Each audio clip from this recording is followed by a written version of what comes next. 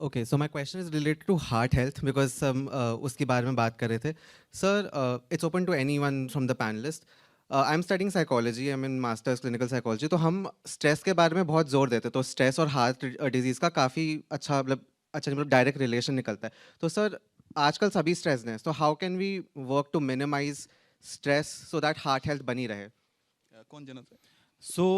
उसमें एक सिंपल सा फॉर्मूला है. सबसे पहले आप मूवमेंट के ऊपर ध्यान दीजिए. जैसे डॉक्टर साहब ने भी बताया, तो लाइफस्टाइल में जितना हम मूव कर पाएं, कैसे भी मूवमेंट बहुत ज़रूरी है. ओवरऑल बॉडी का कोई भी ऐसा ऑर्गन नहीं है जिसके लिए ज़रूरी नहीं है. First thing. सेकंड, थोड़ा सा आपको ऑक्सीडेशन पे भी ध्यान देना है. जैसे आप ब्रीदिंग एक्सरसाइज वगैरह वो करिए, क्योंकि उससे आपका जो दूसरा पार्ट है स्ट्रेस वाला, जो मूवमेंट के साथ मेडिटेशन भी जोड़ दीजिए, मूवमेंट भी रखिए, और साथ के साथ आप ब्रीदिंग एक्सरसाइज वगैरह ये भी करिए, क्योंकि ये आपके लिए बिल्कुल ठीक है.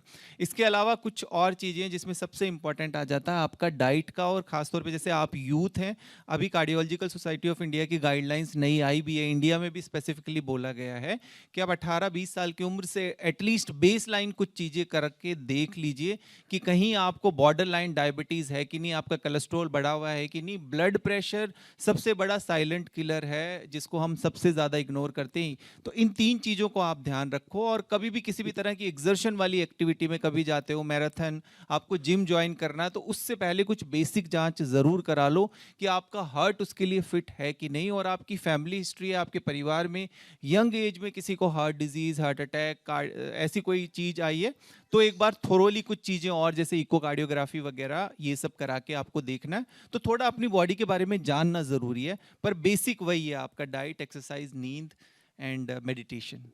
Thank you.